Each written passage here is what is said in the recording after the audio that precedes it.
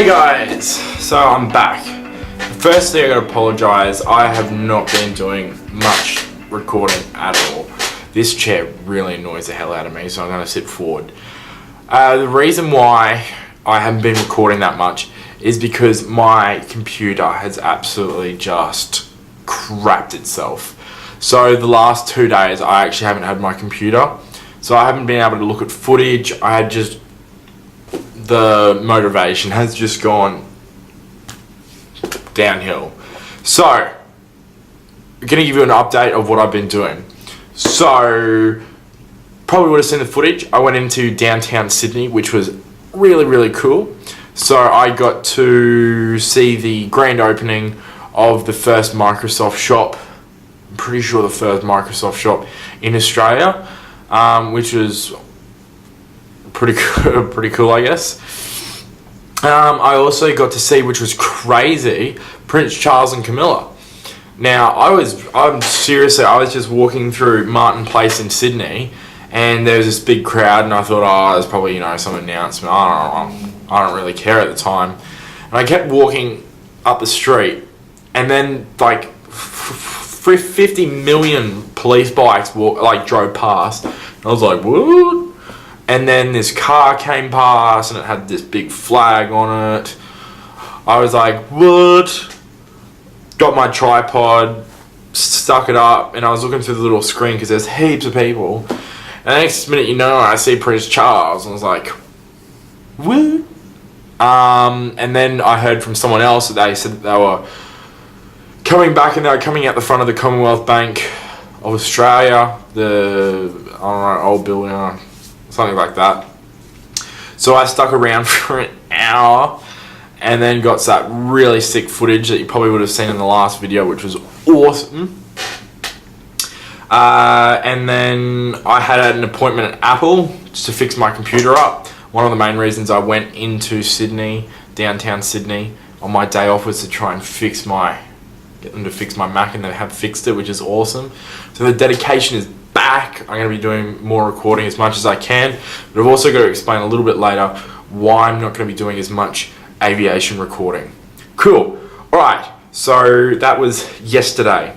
Today was my first day on the de Havilland Beaver.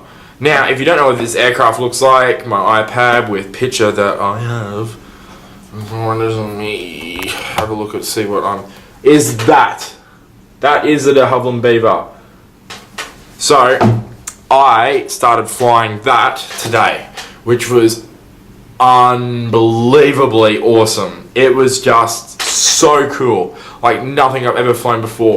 It's by far the biggest, most powerful aircraft I have in my logbook as of today.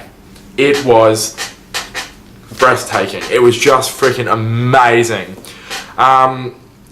And everyone kind of freaked me out just a little bit, not from Sydney Seaplanes, but from everyone else, because they're just like, oh my god, it's a radial engine. If you don't want to know what a radial engine is, I'm not going to explain it. Go Google it. It's too hard. Well, it's not too hard to explain. I just don't want to explain it. It was a radial engine. Planes that have radial engines were made back in World War II. But this particular plane I was flying was built in 1963. So it's a little old, but it's been rebuilt twice. So completely stripped and remade. And I just had the biggest amount of fun in it today. It was just awesome, not gonna lie.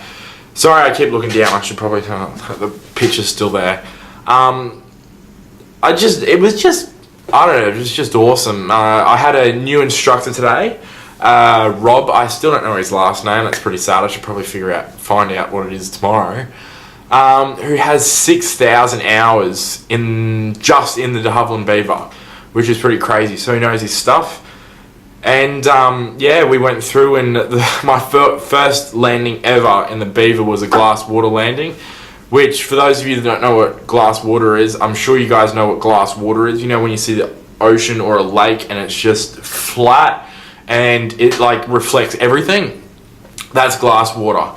And that, amazingly, is actually the hardest landing that you can possibly do in a seaplane. because you completely lose your depth perception when you have this glassy water. And that was the first landing I did today, because the weather today in Sydney was just unbelievable. It was just awesome. So after that, we did some circuits, did some steep turns, some stalls and all that. Just really getting used to the aircraft, because that's the biggest thing when you fly an aircraft for the first time, is just getting used to it. Flying it, learning where everything is, learning how this particular aircraft works, moves, all that. So that's what I did today. And now, the reason that I did not record it, and this is for any aviators out there. The first time you fly with a new instructor or someone new, don't pull out all your GoPros, or don't pull out, the big, camera. Don't do it. Because the first flight you do with an instructor, you need to concentrate fully on your flight. You need to concentrate on what type of instructor they're going to be. Like, you might find out that they're really, really nice, and that you can pull out all your GoPros and have 3 stuck to your chest, 1 on your head, and all that crazy stuff. And then you can have someone that would be like, oh no, you can't do that.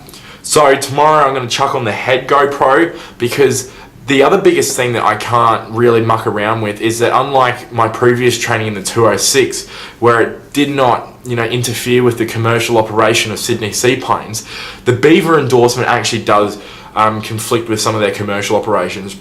We've got to be back by a certain time, because, take for example today, when we refueled the plane and we took it back to the dock, the other pilot jumped straight in with his passengers and they were off. So we've got to be on time the whole time, and I can't muck around with getting cameras sorted and stuff like that. So I'm just going to chuck the head one on tomorrow just to get some footage. I'm sorry that I can't, put all these GoPros on, or, get all this footage. I just really need to get in, get it done, and not be in the way, because that's the most important part, because they are a business trying to earn money.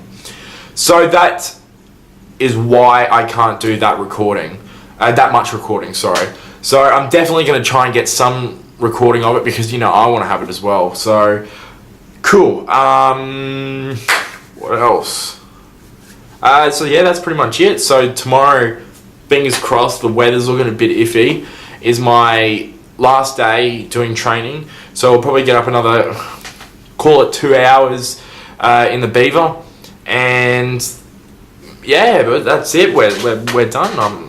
I just can't believe it. So I've already got my initial float endorsement signed off in my flight crew license. So that's done, and now I'm just doing the Beaver familiarization, which amazingly, I'm really happy about actually, is I'm actually logging it as ICUS in my logbook. So if you don't know what ICUS is, it stands for In Command Under Supervision, which pretty much means that I'm the pilot in command, but being supervised by someone more experienced than me. So yeah.